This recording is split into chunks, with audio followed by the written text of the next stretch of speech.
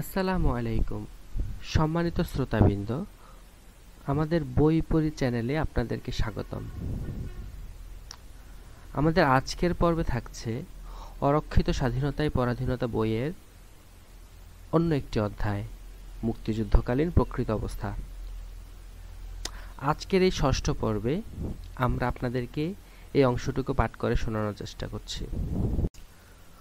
1965 সালের পাক ভারত যুদ্ধবিরতির পর থেকে 1971 সালের 13 ফেব্রুয়ারি পর্যন্ত আমি পাকিস্তানের মুলতান শহরে 12 নম্বর ক্যাভালরি রেজিমেন্টে চাকরিরত ছিলাম, যেটি একটি ট্যাঙ্ক রেজিমেন্ট ছিল। 14 ফেব্রুয়ারি 1 মাসের ছুটি নিয়ে ঢাকায় অবতরণ করি। তারপরে বরিশালের উজিরপুর থানায় দেশের বাড়িতে থাকাকালীন অবস্থায় 26 মার্চ সকাল 8টায় আমি বরিশাল শহরে মুক্তিযুদ্ধের দায়িত্ব গ্রহণ করি। মায়ের অসুস্থতার খবর শুনে দেশে আসা সৈনিক দেশমাতৃকার দুর্দিনে মায়ের রোগশয্যা ছেড়ে ঝাঁপিয়ে পড়ি বৃহত্তর ডাকে সাড়া দিতে। শুরু হয়ে যায় মুক্তিযুদ্ধ। তরুণ যুবকদের বুকে প্রচণ্ড আবেগ, উচ্ছ্বাস ও উত্তেজনা। অন্যদিকে বয়স্কদের চোখে মুখে ভীতি, অনিশ্চয়তা এবং নিরাপত্তাহীনতার উদ্বেগ। শিশু কিশোরদের চোখ জুড়ে সীমাহীন কৌতূহল। নারী সমাজের বুক অজানা উৎকণ্ঠায় প্রকম্পিত। অহরহ মায়ের বুক খালি করে হাজার হাজার তরুণ যুবকরা ছুটে যাচ্ছে মুক্তিযুদ্ধে। দিকে দিকে বাংলার জননীর অশ্রুসিক্ত চোখের উদাস চাহনি যেন আমার ছেলে সন্তানদের পিছু পিছু দোয়া আশীর্বাদ নিয়ে ছুটছে। পরিবেশ পরিস্থিতি থমথমে। মানুষ কেবল ছুটে চলছে এখান থেকে ওখানে, শহর থেকে গ্রামে। এর মধ্যে রয়েছে তারা খাওয়া সেনা, পুলিশ, পিআর আর বাহিনীর সশস্ত্র সদস্যরাও। এখানে সেখানে হঠাৎ গুলির শব্দ। তরুণ যুবকরা ট্রেনিং নিচ্ছে এবং তাদের সঙ্গেই প্রতিনিয়ত যোগদান করে চলছে তারা খাওয়া সেই সশস্ত্র সদস্যরা। তাদের চোখে মুখে আগুন ঠিকরে দেশ স্বাধীন করার অঙ্গীকার সোচ্চারিত হচ্ছে। বিহারি এবং অবাঙ্গারি অধিবাসীরা প্রাণের ভয়ে এদিক ওদিক ঝোপ জঙ্গলে পালিয়ে বেড়াচ্ছে। কারো সঙ্গে শিশু সন্তান, কারো সঙ্গে যুবতী মেয়ে। প্রাণ এবং সম্ভ্রম দুটোই বাঁচিয়ে চলতে হবে, অথচ মানব হিংস্রতার মুখে এ কোনোটিরই সামান্যতম নিরাপত্তা নেই। বাঙালির ভয়ে বিহারি পালিয়ে বেড়াচ্ছে, আর বিহারি পাকিস্তানিদের ভয়ে পালিয়ে বেড়াচ্ছে বাঙালি। অথচ কারোর সঙ্গে কারো কোনো ব্যক্তিগত শত্রুতা নেই।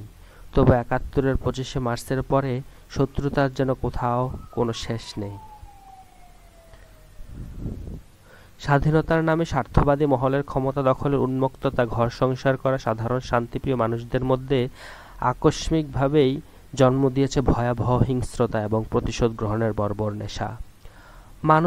মানুষের মধ্যকার স্বাভাবিক মানবতাবোধ ভিত্তিক সম্পর্কের ছেদ ঘটেছে। সকলেই যুদ্ধংদেহী। পাকিস্তানি সেনাবাহিনী অতর্কিতে হামলা দিচ্ছে বিভিন্ন শহরে বন্দরে। টার্গেট হচ্ছে তরুণ, যুবক, ছাত্র এবং শ্রমিক সমাজ। সুন্দরী নারীরা বিশেষ টার্গেট রূপে বিবেচিত। শহরের বিভিন্ন ডাকবাংলোগুলোতে বিলাস অনাচারের জমজমাট পাক বাহিনীর আড্ডা। পচা গলিত লাশের চারিদিকে শেয়াল, কুকুর ও শকুনের ভিড়। রাতের গভীরে নির্যাতিত নারীর বুক ফাটা চিৎকার। বধ্যভূমিতে মেশিনগানের বাঁশপাড়ের ঠা ঠা শব্দ। নদীতে হামলাকারী গানবোটের বিকট উল্লাস। আবাল বৃদ্ধ বনিতার দলে দলে শরণার্থী রূপে বর্ডারে আহাজারি। তরিতে নৌকায় নদী পাড়ির সময় মাঝ নদীতে নৌকা ডুবি। আপনজনদের হাহাকার। পঙ্গু ও অসহায়দের আর্তনাদ। বাতাসে বারুদের গন্ধ। মুক্তিযুদ্ধ চলছে। হাট বাজার জমছে না, ব্যবসা বাণিজ্যে ভাটা। মিল, ফ্যাক্টরি, কারখানাগুলো নীরব, শূন্য শূন্য। স্কুল, কলেজ, ভার্সিটিগুলো নিস্তব্ধ। অফিস আদালতগুলো প্রাণহীন। আওয়ামী লীগের নির্বাচিত সংসদ সদস্যদের অনেকেই দেশের অভ্যন্তরে গা ঢাকা দিয়ে গেছে। কিছু কিছু বর্ডার অতিক্রম করে ভারতে নিরাপদ আশ্রয় গ্রহণ করেছে। সেনাবাহিনী থেকে ছুটে আসা তরুণ অফিসারদের নেতৃত্বে দেশের বিভিন্ন স্থানে গড়ে উঠেছে মুক্তিবাহিনীর ট্রেনিং শিবির। দলে দলে তরুণ ছাত্র যুবকরা যোগ দিচ্ছে ট্রেনিং শিবিরে। সাহায্য সহযোগিতার হাত বাড়িয়েছে সর্বস্তরের সাধারণ জনগণ। দেশ শত্রুমুক্ত হবে, এটাই তাদের কামনা। পাকিস্তানি সেনাবাহিনী শত্রুপক্ষ হিসাবে চিহ্নিত হয়ে গেছে। 17 এপ্রিল মুজিবনগরে স্থাপিত স্বাধীন বাংলাদেশ বেতার কেন্দ্রে 4 সদস্য বিশিষ্ট একটি মন্ত্রিসভার ঘোষণা করা হয়। শেখ মুজিবুর রহমানকে স্বাধীন বাংলাদেশের প্রথম রাষ্ট্রপতি এবং সৈয়দ নজরুল ইসলামকে ভাইস প্রেসিডেন্ট এবং শেখ মুজিবের অবর্তমানে ভারপ্রাপ্ত প্রেসিডেন্ট হিসেবে ঘোষণা করা হয়। মন্ত্রিসভার অন্যান্য সদস্য জনাব তাজউদ্দিন আহমেদ প্রধানমন্ত্রী, জনাব খন্দকার মোস্তাক আহমেদ বৈদেশিক এবং আইন ও সংসদ বিষয়ক মন্ত্রী, জনাব এ.এইচ.এম. কামরুজ্জামান স্বরাষ্ট্রমন্ত্রী এবং জনাব মনসুর আহমদকে অর্থমন্ত্রী হিসেবে ঘোষণা করা হয়। অবসরপ্রাপ্ত কর্নেল মোহাম্মদ আতাউল হক ওসমান গনিকে স্বাধীনতা যুদ্ধের জন্য প্রধান সেনাপতি হিসেবে ঘোষণা করা হয়। 1971 সনের 17 এপ্রিল তারিখে মুজিবনগর থেকে আরও ঘোষণা করা হয় 9 জন সেক্টর কমান্ডারের নাম। সমগ্র রণক্ষেত্রকে 9টি সেক্টরে বিভক্ত করা হয় এবং 9ম সেক্টরের দায়িত্বভার অর্পিত হয় আমার উপর। প্রায় সমগ্র দক্ষিণ বাংলা নিয়ে গঠিত হয়েছিল এই 9 নম্বর সেক্টর। বৃহত্তর বরিশাল জেলা, ভোলা, পটুয়াখালী, ফরিদপুর এবং খুলনা সহকারে 9 নং সেক্টর প্রস্তুতপক্ষে ছিল বৃহত্তম সেক্টর। এই ঘোষণার সাথে সাথেই এলোমেলো মুক্তিযুদ্ধ একটা নির্দিষ্ট রূপ পরিগ্রহ করল। কোন সেক্টর আওতাধীন নয় এমনও অনেক স্বাধীন গ্রুপ ছিল যারা বাংলাদেশের বিভিন্ন এলাকায় তৎপর ছিল। এদের মধ্যে টাঙ্গাইলের কাদের সিদ্দিকী এবং বরিশালের একটা অঞ্চল সর্বহারা পার্টির নেতা শিকদার বিশেষভাবে উল্লেখযোগ্য। আরও কিছু বামপন্থী দল তাদের নিজস্ব উদ্যোগেই যুদ্ধ পরিচালনা করেছে। তারা ভারতে আশ্রয় গ্রহণ করেনি। তবে 9টি সেক্টর ঘোষণা হওয়ার সাথে সাথেই পাক বাহিনী অধিকতর সতর্ক এবং সক্রিয় হয়ে পড়ল। হত্যাকাণ্ড বৃদ্ধি পেল, মুক্তিযোদ্ধাদের ঘর বাড়ি পোড়ানো শুরু হলো। দেশের অভ্যন্তরে মুক্তিযুদ্ধের বিপক্ষের শক্তি দানা বাঁধতে লাগলো। মুক্তিযুদ্ধের বিপক্ষের শক্তি জন্ম নিল পুরাতন মুসলিম লীগ, নেজাম ইসলাম, জামাতে ইসলাম সহ অন্যান্য ইসলাম ভিত্তিক রাজনৈতিক এবং সামাজিক সংগঠন সমূহ থেকে। তাদের যুক্তি হলো যে তারা বাঙালির স্বাধীনতার বিরুদ্ধে নয়, তবে তারা ভারতীয় আধিপত্যবাদী শক্তির সাহায্য নিয়ে দেশ স্বাধীন করার পক্ষে মোটেও নয়। কারণ হিসেবে তারা মত প্রকাশ করেছেন যে পাকিস্তানি শাসক শোষকের শোষণ জুলুম থেকে মুক্ত হয়ে ভারতীয় শাসক শোষকদের অধীনস্থ হওয়াকে স্বাধীনতা হিসেবে বিবেচনা করা কোনোভাবেই যুক্তিযুক্ত নয়। তারা ভারতীয় আধিপত্যবাদী শক্তিকে পাকিস্তানি আধিপত্যবাদী শক্তির তুলনায় অধিকতর বিপজ্জনক বলে গণ্য করেছেন। তাদের মতে ব্রাহ্মণ্যবাদী ভারতীয় প্রতিক্রিয়াশীল গোষ্ঠী মুসলমানদের বাসভূমি সৃষ্ট পাকিস্তানকে কেবল দ্বিখণ্ডিত করতে আগ্রহী নয়, বরং দ্বিখণ্ডিত করার পরে পূর্ব অঞ্চল অর্থাৎ বাংলাদেশকে সর্বতোভাবেই গ্রাস করার হীন পরিকল্পনায় লিপ্ত। এমন যুক্তিকে মুক্তিযুদ্ধ চলাকালীন অবস্থায় সাধারণ দেশবাসী মনে প্রাণে মেনে না নিলেও একেবারেই অগ্রাহ্য করতে পারেনি। কারণ এ কথা অতীব সত্য যে এদেশের জনগণের মধ্যে একটা স্বাভাবিক ভারত ভীতি বিদ্যমান। তবে পাকিস্তানি সেনাবাহিনীর হাতে তাড়া খাওয়া বাঙালি আত্মরক্ষার স্বার্থে ৭১-এর সেই দুর্যোগপূর্ণ দিনগুলোতে ভারতের বুকেই নির্দ্বিধায় ঠাঁই নিয়েছিল এবং ঠাঁই সেথায় হয়ে পেয়েছিল। এই ঠাঁই লাভের পেছনে উভয় পক্ষেরই স্বার্থ জড়িত ছিল। স্বার্থ ছাড়া কখনো সন্ধি হয় না। বাঙালির স্বার্থ ছিল ভারতের কাছ থেকে অস্ত্র নিয়ে দেশ মুক্ত করা, আর ভারতের স্বার্থ ছিল দেশ মুক্ত করার নামে তার চিহ্নিত এবং প্রমাণিত শত্রু পাকিস্তানকে দ্বিখণ্ডিত করার মধ্য দিয়ে শত্রুপক্ষকে স্থায়ীভাবে দুর্বল করে রাখা এবং মুক্ত বাংলাদেশের উপর প্রাথমিকভাবে খবরদারি করে পরবর্তী সময়েও সুযোগমতো ভারতের সাথে একীভূত করে নেওয়া। এটাকে কেবল তাদের নিছক স্বার্থ হিসাবে চিহ্নিত করলে ভুল হবে, বরং এটা ছিল তাদের দীর্ঘদিনের স্বপ্ন। 1947 সালের দেশ বিভক্তির সময় বঙ্গভঙ্গের ইচ্ছা ভারতীয় কংগ্রেসি নেতৃবৃন্দের মধ্যে মোটেও ছিল না। তারা সমগ্র বাংলাকেই পেতে চেয়েছিলেন ভারতের সঙ্গে, কিন্তু মোহাম্মদ আলী জিন্নাহ চেয়েছিলেন বাংলাকে একটি পূর্ণ স্বাধীন দেশ হিসেবে দেখতে, যা হবে কমনওয়েলথভুক্ত একটি স্বাধীন রাজ্য।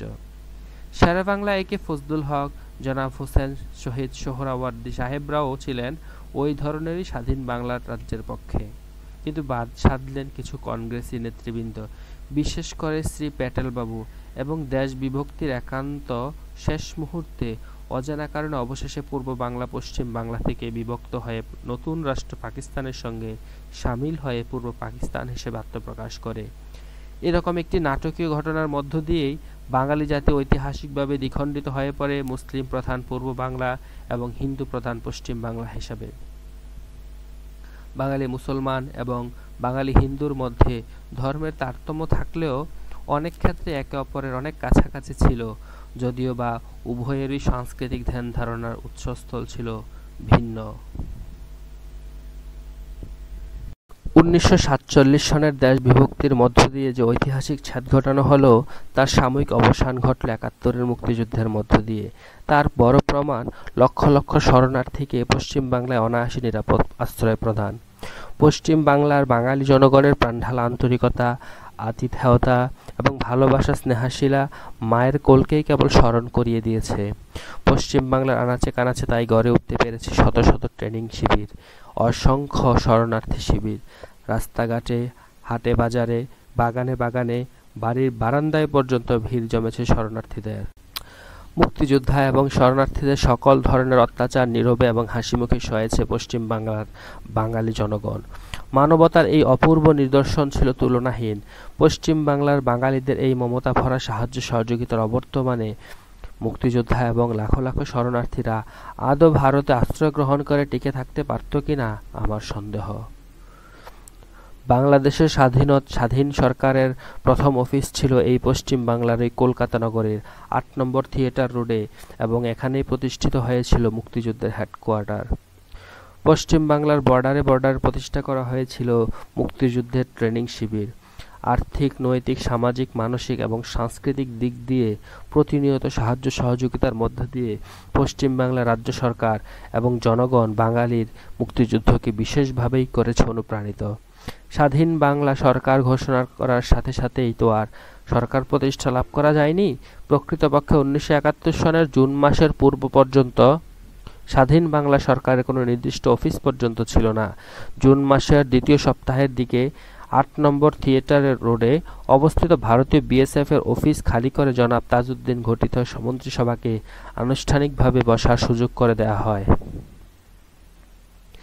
এর পূর্বে এই মন্ত্রিসভার মাননীয় সদস্যবৃন্দকে আমি দেখেছি আনুমানিক 56/A বালিগঞ্জে অবস্থিত একটি দোতলা বাড়ির দোতলায় বসে মেসে ভাড়া থাকা বেকার যুবকদের ন্যায় গড়াগড়ি করতে এবং তাস খেলতে।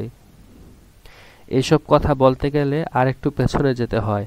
বরিশালের বিভিন্ন অঞ্চল সহ আমার সেক্টরের প্রত্যেকটি জায়গায় মুক্তিযোদ্ধাদের জন্য ট্রেনিং ক্যাম্প চালু করা, শহর প্রতিরক্ষার জন্য উপযুক্ত ব্যবস্থাদি সহ মোটামুটি প্রস্তুতি গ্রহণের পর্ব প্রায় শেষ। কিন্তু অস্ত্রের দিক দিয়ে যে দুর্বলতা ছিল তা পর্বত প্রমাণ। কিছু কিছু পুরনো ধাঁচের 303 রাইফেল, কিছু স্ট্যান্ড গান এবং গ্রেনেড ছাড়া আমার কাছে তেমন আর কিছুই ছিল না।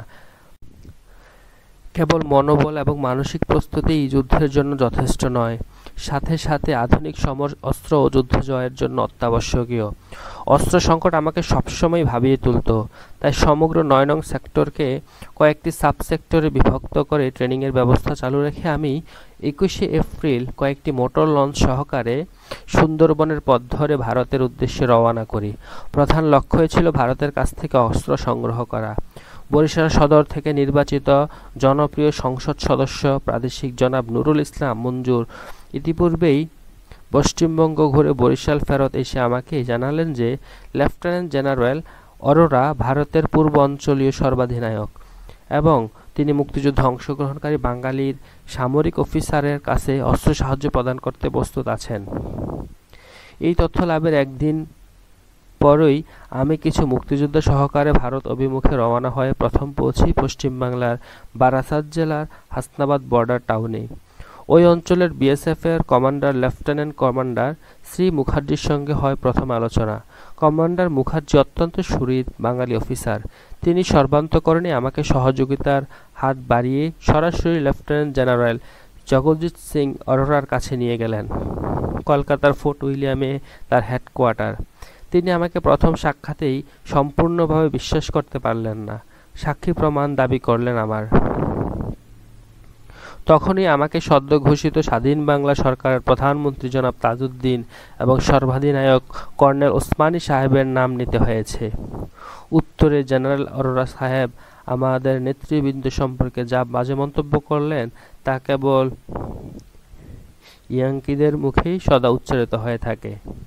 সোজা ভাষায় তার উত্তর ছিল, ওই দুটা ব্লাডি ইঁদুরের কথা আমি জানি না, ওদের কোনো মূল্য নেই আমার কাছে, অন্য কোনো সাক্ষী থাকলে বলো। মহা মুশকিল দেখছি, এই ভারতের মাটিতে আমার মতো একটা নাম না জানা তরুণ মেজরকে কোন দুঃখে কেউ চিনতে যাবে? বেটা বলেটা কি? আমার স্বাধীন বাংলায় প্রথম প্রধানমন্ত্রী এবং সেনাবাহিনীর প্রথম সর্বাধিনায়ক শ্রদ্ধেয় ব্যক্তিদের সম্পর্কেই যে ব্যক্তি এরূপ কদর যুক্তি করতে ছাড়েননি, তিনি আমার মতো চুনোপুঁটিদের যে কি চোখে দেখবেন তা অনুধাবন করতেই একটা অজানা আতঙ্কে আমার সর্বাঙ্গ শিহরে উঠল। অমনি আমি জেনারেল অরোরাকে অতি স্পষ্ট ভাষায় একজন বিদ্রোহী সুরে জানিয়ে দিলাম যে আমার অস্ত্রের কোনো প্রয়োজন নেই, আমি শূন্য হাতেই দেশের অভ্যন্তরে ফিরে গিয়ে যুদ্ধ করতে করতে মৃত্যুবরণ করব, তবু তার কাছে আর অস্ত্রের জন্য আসব না। আমার এই বিদ্রোহ ভূমিকায় জেনারেল রীতিমতো চমকে ওঠেন এবং আমাকে জিজ্ঞাসাবাদের জন্য তার সিকিউরিটি এবং ইন্টেলিজেন্সের লোকদের কাছে হাওয়ালা করেন। 4 দিন বন্দী অবস্থার মধ্য দিয়ে আমাকে বিভিন্ন বিষয়ে জিজ্ঞাসাবাদ করা হয়। বিশেষ করে পাকিস্তান সেনাবাহিনী সম্পর্কে তথ্য সংগ্রহ করাই ছিল তাদের মূল উদ্দেশ্য। আমার দ্রুত মুক্তি এবং মুক্তিযুদ্ধের জন্য অস্ত্র সংগ্রহ করার লক্ষ্যকে সামনে রেখেই আমি পাকিস্তান সেনাবাহিনী সম্পর্কে কিছুটা তথ্য প্রদান করি। পূর্ব অঞ্চলের chief of staff general Jacob আমার দেওয়া তথ্য বিশেষ প্রয়োজনীয় মনে করেন এবং আমাকে যে কোনো ধরনের অস্ত্রপাতি যোগান দেওয়ার আশ্বাসও প্রদান করেন। এভাবে কলকাতার সেই ব্রিটিশ রচিত দুর্গ ফোর্ট উইলিয়ামের অন্ধকূপ থেকে আমি মুক্তি পেয়ে জনাব তাজউদ্দিন সাহেবের সাথে সাক্ষাৎ করতে যাই। দেশের সাধারণ শান্তিপ্রিয় জনগণকে হিংস্র দানবের মুখে ঠেলে দিয়ে কলকাতার বালিগঞ্জের আবাসিক এলাকার একটি দ্বিতল বাড়িতে বসে প্রধানমন্ত্রী তার মন্ত্রিসভা সহকারে খন্দকার মোস্তাকবাদে নিরাপদে তাস খেলছিলেন দেখে আমি সেই মুহূর্তে কেবল বিস্মিতই হইনি, মনে মনে বলছিলাম, ধরণী দ্বিধা হও। ধরণী সেদিন দ্বিধা না হলেও আমি কিন্তু সেদিন থেকেই আওয়ামী লীগ নেতৃত্বের প্রতি চরমভাবে আস্থাহীন এবং ভীতশ্রদ্ধ হয়ে পড়েছিলাম। এর ফলাফল ব্যক্তিগতভাবে আমার জন্য মঙ্গলজনক না হলেও আমি আমার সকল ক্ষতিকে নীরবে মাথা পেতে নিয়েই আওয়ামী লীগের এই দায়িত্বহীন, উদাসীন এবং শৌখিন মেজাজ সম্পন্ন নেতৃত্বের বিরুদ্ধে আপোষহীন সংগ্রাম অব্যাহত রাখার জন্য অঙ্গীকারাবদ্ধ হয়ে পড়েছিলাম। দেশ ও জাতির স্বার্থে বাস্তবে আমি তাই করেছি। বাংলাদেশের রাজনৈতিক ইতিহাসেই তার সাক্ষী। যে জাতির নির্বাচিত প্রতিনিধিবৃন্দ জনগণকে যুদ্ধে লেলিহান শিখার মধ্যে নিক্ষেপ করে কোনো নিরাপদ আশ্রয়ে বসে বেকার অলস যুবকদের মতো তাস খেলায় মত্ত হতে পারে, সে জাতির দুর্ভাগ্য সহজে মোচন হবার নয়।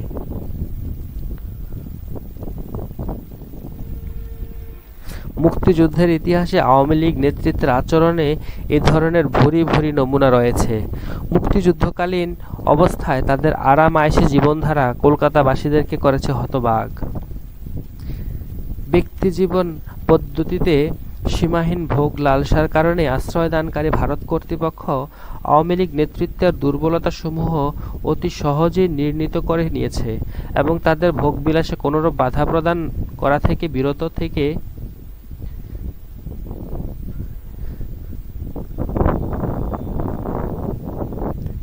এই ব্যাপারে ভারতীয় কর্তৃপক্ষের ঔদার্য আমাদের মুক্তিযুদ্ধের ইতিহাসকে উত্তরোত্তর কলঙ্কময় করে তুলতে সহায়তা করেছে।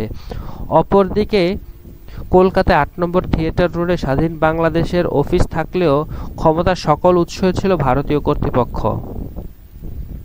স্বাধীনতা যুদ্ধের সর্বাধিনায়ক কর্নেল ওসমানী সাহেব একজন সম্মানিত বন্দীর জীবনযাপন করা ব্যতীত আর তেমন কিছুই করার সুযোগ ছিল না তার। সেক্টর পরিদর্শন করা তো দূরেরই থাক, তার তরফ থেকে লিখিত নির্দেশও তেমন কিছু পৌঁছতে পারত না সেক্টর কমান্ডারদের কাছে। ভারতীয় কর্তৃপক্ষ মুক্তিযোদ্ধাদেরকে অস্ত্র সরবরাহ করার আগ্রহ প্রদর্শন যা করেছে তার তুলনায় অধিকতর উৎসাহ এবং আগ্রহ প্রদর্শনকে করেছে তথ্য সংগ্রহ করার ব্যাপারে। বাংলাদেশের মুক্তিযোদ্ধাদের হাতে অস্ত্র প্রদান নয়, পাকিস্তান সেনাবাহিনী এবং বাংলাদেশ সম্পর্কে জরুরি তথ্য সংগ্রহই ছিল যেন ভারতীয় কর্তৃপক্ষের মূল উদ্দেশ্য। তাদের এই ধরনের আচরণেই তাদের গোপন লালসা পূরণের নীল নকশা তৈরি করার ইঙ্গিত প্রদান করেছে। আমার এই সন্দেহ সত্য বলে প্রমাণিত হতে খুব বেশি সময়ের প্রয়োজন হয়নি। ধন্যবাদ। আমাদের আজকের অংশ ছিল এইটুকুই। আশা করি আমরা সামনের দিনগুলোতে ধারাবাহিকভাবে আলোচনা অব্যাহত রাখবো ইনশাআল্লাহ। আপনাদেরকে অসংখ্য ধন্যবাদ যারা আমাদের এই চ্যানেলটিকে সবসময় শুনছেন।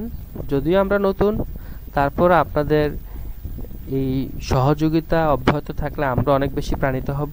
ধন্যবাদ সকলকে। আপনারা অনেক বেশি সুস্থ থাকুন, ভালো থাকুন। আসসালামু আলাইকুম।